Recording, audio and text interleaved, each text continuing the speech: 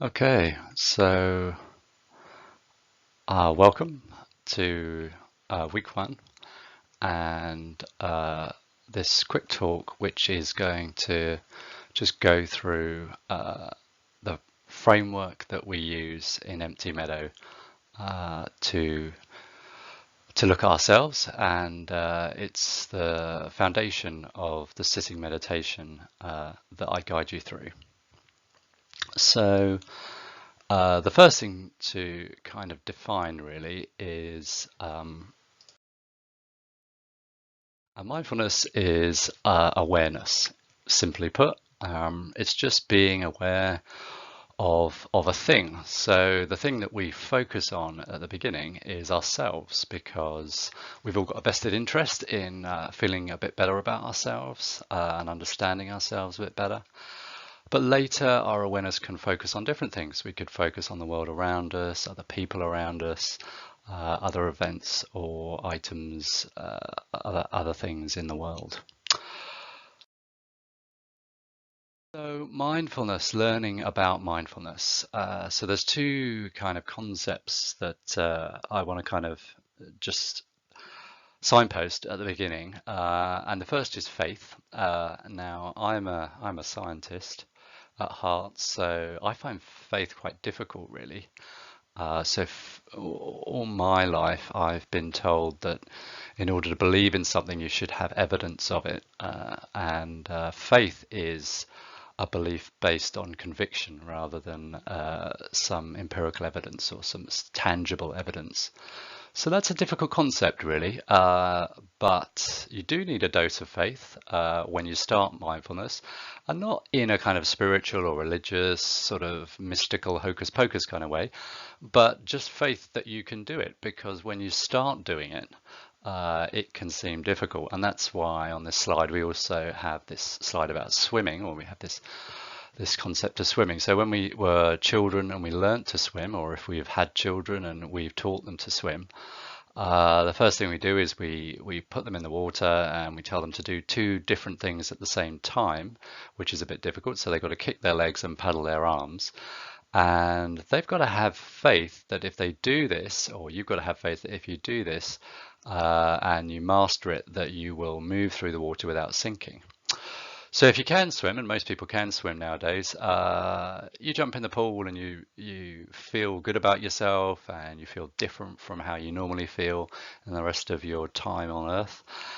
You feel like you're in a new environment, and you know how to stay afloat, and you know how to move around the water, so you can swim. And in the same way, you can learn mindfulness. It just requires a bit of faith, and it requires some dedication, because you do need to do things that you may not have done before. And initially you might sink a few times, and that might be a bit demoralizing. So you've got to kind of stay with it, and kind of. So some other things I'm going to bring up. The first one is Buddhism.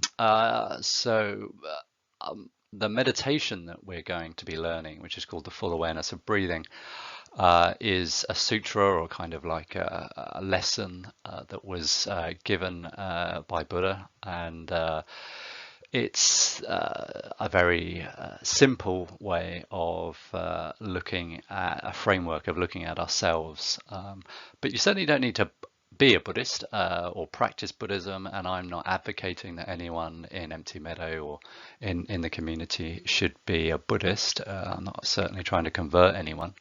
But I just want to acknowledge that Buddhism's where some of this material comes from. And in the same way, I've practiced meditation when I began using the Headspace app and on the website, and in the lessons I would really advocate people look at Headspace. It's a really easy and accessible way of accessing simple meditation training. And the third thing a third person, I suppose, that I'd like to acknowledge is Thich Nhat Hanh, who is a Buddhist monk. So he's a Buddhist, but he's not trying to convert anyone either. But he's trying to decode or kind of transmit some of the concepts of mindfulness into the modern world. So he's someone who I've read widely on, and whose practice I base some of the empty meadow practice on. Okay, so here's this framework. So we'll talk about this for about 15 minutes. And the framework is a way of looking at ourselves, a way of being aware of ourselves, being mindful of ourselves. And the framework begins with our body. So I suppose the way to think of it is that we're going to start with something we do have evidence of. So we can be aware of our bodies. We all know we have a body. We just look down and there it is. We know it's with us all the time. We're in it. We're of it. So we've got direct evidence that the body is there. It is definitely part of us. So being aware of our body is pretty easy. It's not as easy as you might think, but to stay focused on it. But it's a good place to start because it's pretty solid and you know it's there. The next part of the framework of thinking of ourselves is looking at our feelings. So our feelings are really our emotions. So examples might be happiness or sadness, anger, fear, lots of different emotions or feelings we can have. And again, we can be pretty confident that they're there. When they arise in us, we definitely know that they're there. We can physically sometimes feel them in our bodies, changes in our bodies. We can feel evidence that we are angry, we are happy, we are scared, we are sad. We're pretty sure that feelings are there. So focusing on our feelings is not quite as easy as focusing on our body, but it's pretty easy compared to our mind, which is probably the most elusive thing to actually focus on. And in this framework, we split the mind up into 3 subsections. So we've got thinking, and thinking is the thing that we love to do. We're really addicted to thinking. And we probably spend about 95% of our awareness day to day focusing on our thinking. So some of us even might think that that's all we are. We are just our thinking. But actually, we're probably not just our thinking. Our thinking is kind of a narrative that goes on in our mind. It analyzes things. It discriminates between things. Some things, are good. Some things are bad. Some things are black. Some things are white. Some things are up. Some things are down. So we do a lot of thinking. We spend a little bit of time focusing on our perceptions, and our perceptions are basically our senses, information coming into our brain from our senses. So obviously we've got vision, smell, hearing, taste, touch. So we've got perceptions. And perceptions are different from thinking. We might think about our perceptions, but the evidence of our perceptions is different from thinking. And then there is something else in the background there. So if we think of ourselves in our mind, our thinking is going on like a narrative. Our perceptions are sensory data coming into our brains. But there's something else. Who is the thinking about? What else is there? So in Buddhism, they call it consciousness, but you might think of it as a sort of indestructible self. You might think of it as a background kind of canvas, the bit you can't get behind that is actually you, that the thinking happens to.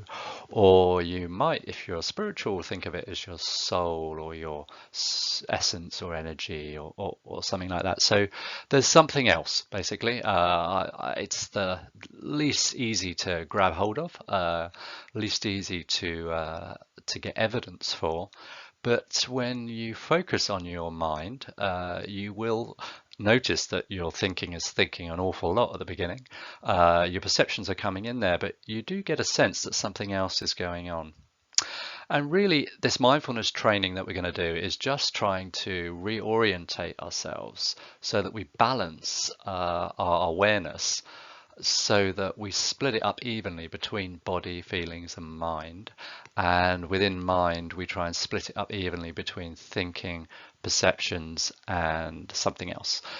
What we're not trying to do, lots of people talk about Buddhism and they say what it isn't, and what we're not trying to do is stop thinking. Obviously that wouldn't be very easy because thinking is always going to be happening, but our awareness doesn't always have to be focused on thinking. It can be focused on these other parts that make ourselves up. So we're just trying to rebalance things and reorder things. Okay, so we're attempting to uh, stop jumping around and keep our focus focused on one particular thing. And actually, it is impossible. This is one of my kind of conjectures. This is one of my kind of statements at the beginning, is that it's very difficult to focus on more than one thing at a time. And I'm not just saying that because I'm a man and I can't multitask, but if you think about it, you can focus on, say, you've got four things you're going to focus on. You can jump from one, two, three, four, but you can't think of one to four at the same time. It's quite difficult to do that. And it's not impossible, but it's quite difficult. Most of the time, what we do is we spin plate number one and then move to plate number two and keep going down to plate number four, and then we run back to plate number one and start that spinning because it's wobbled. And so we focus on one thing at a time, and that's something that's going to work in our favor because we're very used to doing that. So what we're going to do now is try to focus our attention on just one thing, and we're going to begin by calming ourselves down a bit and then focusing on the body, then the feelings, and then the mind. So just like any card game, when you teach someone how to play poker or rummy or something like that, you might do an open hand, and this is what we're going to do now. We're going to talk about the sitting meditation, and I'm just going to talk you through it and explain each section as we go. So the first section is prepare, and this is some of the things I say is keeping your eyes still. So basically you're sitting in a chair, you just look at one point in the room, just very gently, you're not staring it out. And sometimes you can just relax your focus so things go a little bit blurry, but you don't have to go cross-eyed. And then you just begin to focus on your breathing. So breathing, as the sutra suggests, is full awareness of breathing is the kind of core to what we're going to do. At the beginning, you just focus on breathing in through your nose, the sensation of breathing in through your nose, and breathing out through your mouth.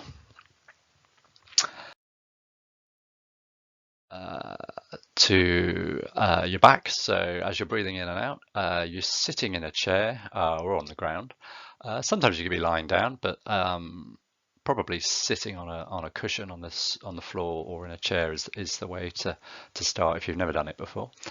And really, the back straight thing is just about trying to keep your torso, your kind of chest and lungs and heart kind of chest area balanced over your pelvis, which is your bum basically. So you're just trying to sit on the chair and then don't sit too far forward, don't sit too far back, and just try to balance the weight of your upper torso over your pelvis. Your legs will sort themselves out, your hands and your arms will probably just fall into your lap. And so all you need to do is focus on trying to balance so that you're not sitting completely upright, you're not coming to attention like a soldier, you're just trying to balance. But importantly, you're not slouching or leaning back on the chair, because that's a certain way of falling asleep when you first start. Okay, so breathing in and out in through your nose and out. Move on to contact. So after prepare, we just breathe out through our mouth, and with that out breath, we close our eyes. And the next in through our nose. Oh yes, tongue, and that's important. So at the beginning of contact, we just move the tip of our tongue to the top of our mouth. And I've got this picture here, which my daughter describes as a cross-section of a cat man, because he's got fangs. But if you feel with the tip of your tongue at the back of your teeth, and then you just go upwards, there's a kind of a 90-degree bend when it becomes the roof of your mouth. And what you want to do is just try and get the tip of your tongue to touch that 90-degree bend, that corner at the top of your mouth. And it's not for any mystical or spiritual reason, it just stops your submandibular saliva glands, so that the things that make spit under your tongue, from producing as much spit. And that's quite helpful because then you're not swallowing all the way through the meditation, and that can be a bit off-putting. So it's just a little trick to stop saliva production. And then you begin to breathe in and out through your nose. And you do that because it's difficult to breathe out through your mouth when your tongue is touching the top of your roof of your mouth. And that's the only reason that you're breathing in and out through your nose. And you focus your awareness on your in-breath and your out-breath, and then you bring your focus of your attention to the points of contact between you and the chair that you're sitting on, or the cushion that you're sitting on, and the weight of your body transmitting through your feet into the ground. So you just focus on your feet and your pelvis on the chair, and just focus on those points of contact, breathing in and out through your nose. And then we bring our awareness outside of our body, and to do that, we just begin by focusing on our other senses. So sense of sound is the one that will, with your eyes closed, sound will be the predominant sense that you'll be aware of. And so you might hear things in the room like birds tweeting outside in the garden, that's a common one. Maybe traffic on the road outside. But if you're doing this at home and you're away from the traffic, maybe you'll hear other sounds of nature, the wind rustling through the trees, all kinds of sounds. You might smell something, someone's cooking something in the kitchen, you might have an incense stick burning, something like that. You might have some tastes in your mouth, you might be aware of touch, and by that sometimes if you're outside, the common thing is the wind, the air moving around you. So you can realize that you are connected to the world. Your body is connected to the world. And so you try to focus on your body within the environment and how you're connected. And as you notice those sensations, this is the first time that we're going to try to allow things to come and go through our awareness. So we might hear a sound of a bird tweeting, and then it stops and we let it go. We don't start thinking, oh, what's that bird? Is it a green bird, a blue bird, a big bird, a small bird? We just, in comes the sound, out goes the sound. So we're trying to focus on something and then let it go. And that's kind of the first time we're going to practice that. And then we move on to the scan of our body. We move our focus back to our body. And we begin a scan. And the scan is something that I borrowed from Headspace, but it's really quite a good way of getting to know what your body is doing right now. So you kind of make an assessment. How is my body feeling right now? Am I feeling really tense? Am I feeling tired because it's the end of the day? Am I feeling really bubbly and lively because I've just got up and had a nice breakfast? Be all kinds of potential feelings that you could generally be feeling. But to try to focus your attention on your body, you imagine this scan that, as I say, I've borrowed from Headspace. And if you imagine a photocopier or a kind of flatbed scanner, if you were to lie your body on it and scan yourself, you'd have a beam of light moving from the top of your head slowly across your body to your toes. So you let that beam of light move through your body, focusing on different areas as you pass them. You try not to stop and get stuck on any particular area because the scanner just keeps moving on. But you get a kind of detailed view of your body, and this phase of the meditation takes about 1 minute. If you get to your feet too quickly, in 30 seconds, you can just go back to the top of your head and start again. So you can just imagine you're scanning page 2. And if you get halfway through and I ask you to move on, then that's okay, just let go, it doesn't matter. And none of this really matters. When you first start doing it, you're going to forget things, and you're going to get a bit lost. We'll talk about that in a second. So you certainly don't need to feel that you have to nail it first time. Each section takes about 1 minute. Okay, and then we bring our attention, having focused on our body through the scan, we bring our attention back to our breath, and we focus on each in-breath and each out-breath. And I will say to you, I am breathing in, I am breathing out. And this is the beginning of really the formal bit of the meditation. This is kind of like end of preparation, beginning of meditation proper. And it's pretty straightforward. You've been breathing for an awfully long time, so you can definitely do it.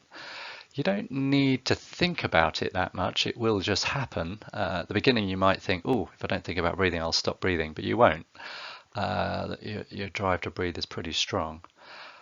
And it's the first time that you've got to kind of make a bit of a compromise with your body and let it do what it does naturally, and you've got to not get involved but witness it doing it. So that's sometimes quite an alien thing, but it's kind of what mindfulness is all about, really.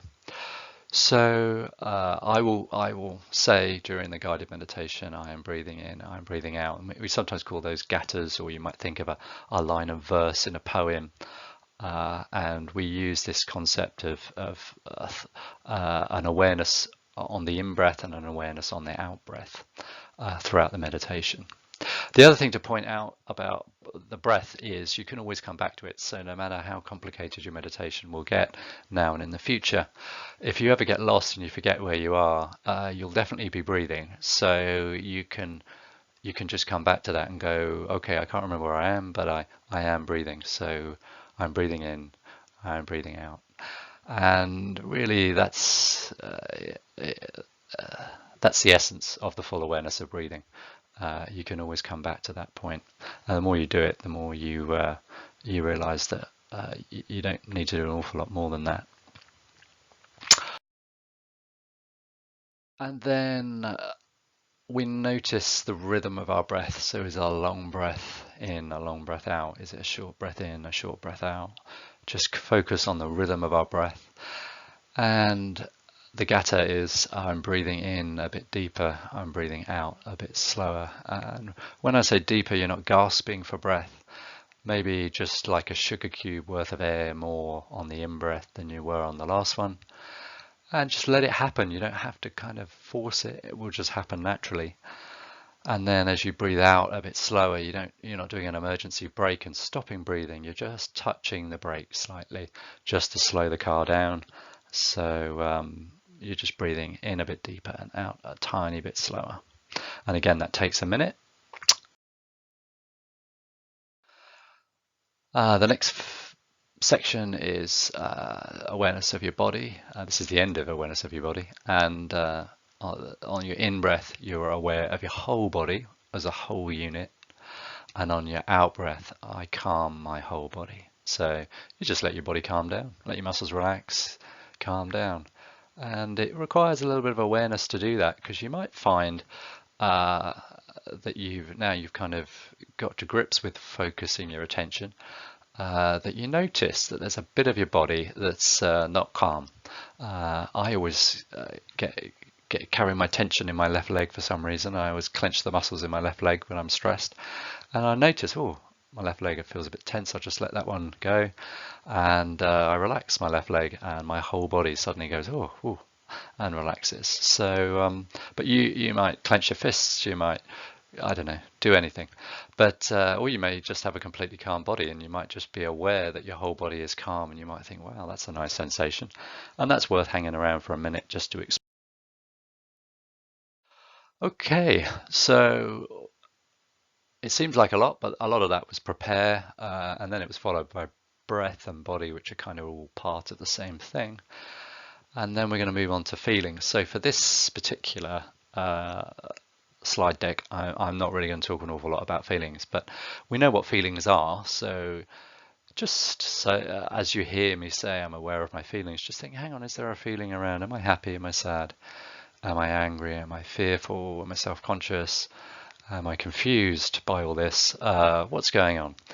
And you might notice a feeling. And if you do notice a feeling and it's either an unpleasant feeling or it's a jumpy, bubbly feeling, you could just let it calm down a bit. Just be aware of it, and it will calm itself down. You don't have to force it to calm down. Just be aware of it, and on your out breath, you just become aware that your feelings can calm down. Quick definition about feelings, because we're going to use these two words, joy and happiness. So we're walking through a desert and we're really, really thirsty, and we have another drink for hours, and we're really sweating a lot, and we've lost a lot of fluids, and mouth is parched, and suddenly we see this glass of ice cold water, and that feeling that we get when we see the glass is joy. So wow, okay, I've got what I need, I can see what I need, I have the opportunity to access it, I feel joy. And then we grab the glass of ice cold water and we drink it, and we have satisfied that need, and that is happiness.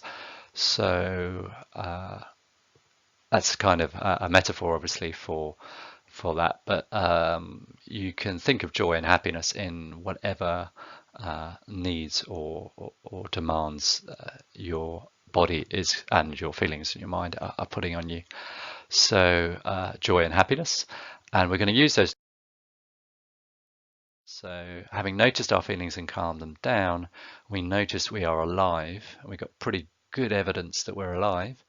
And as we breathe out, we are joyful, because when we're alive, we have the opportunity for happiness.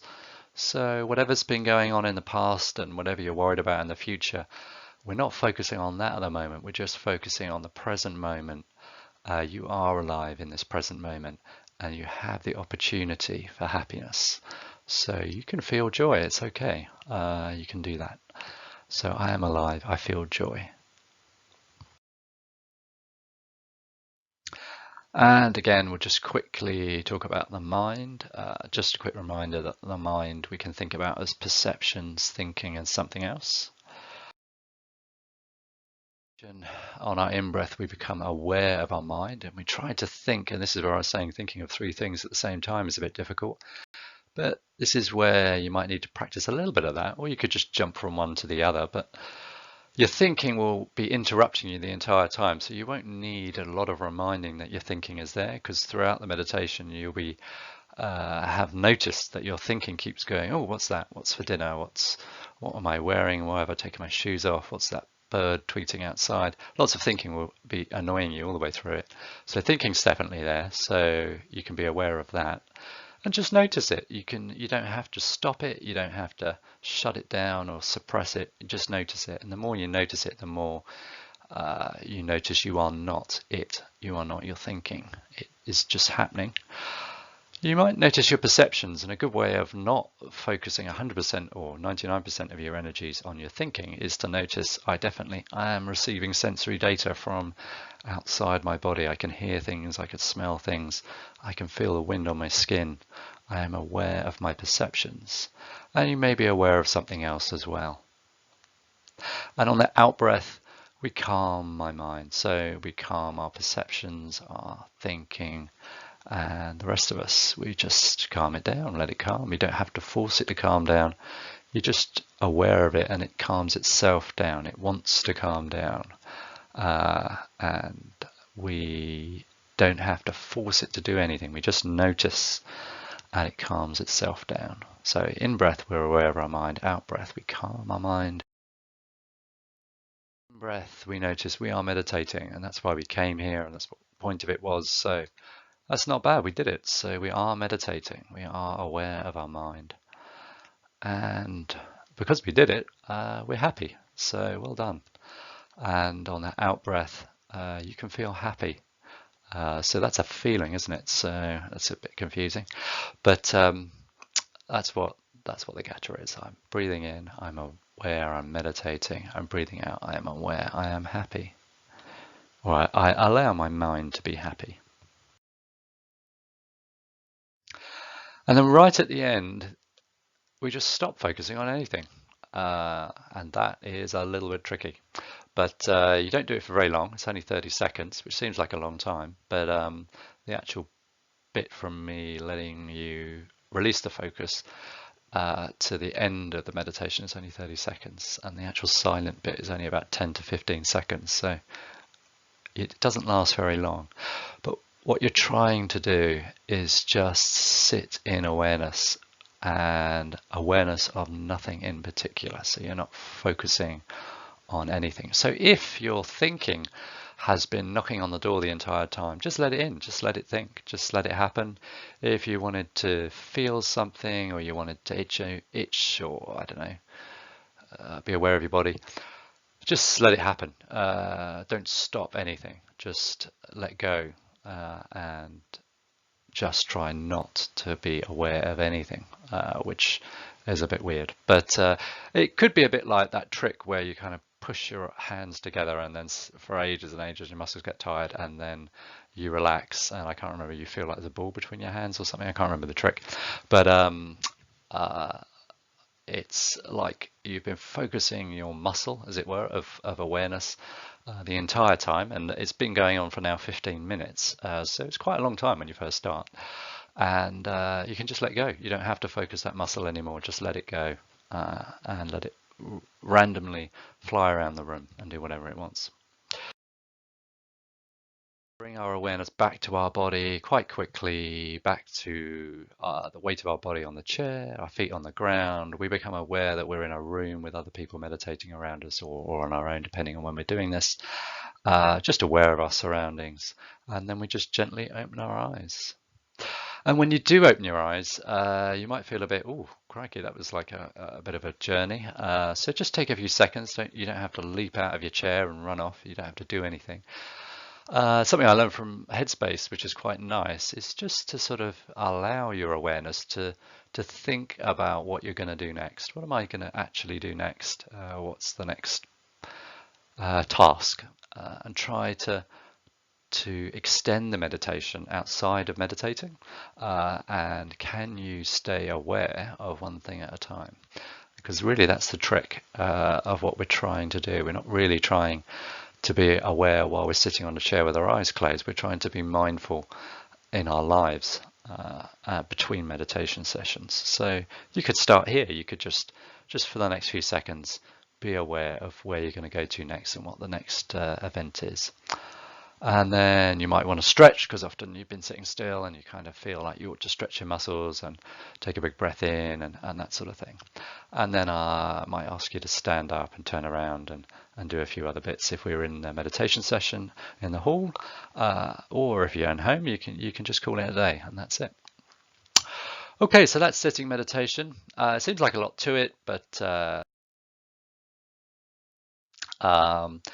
it's based around the sutra called the Full Awareness of Breathing, and we're going to be focusing on that.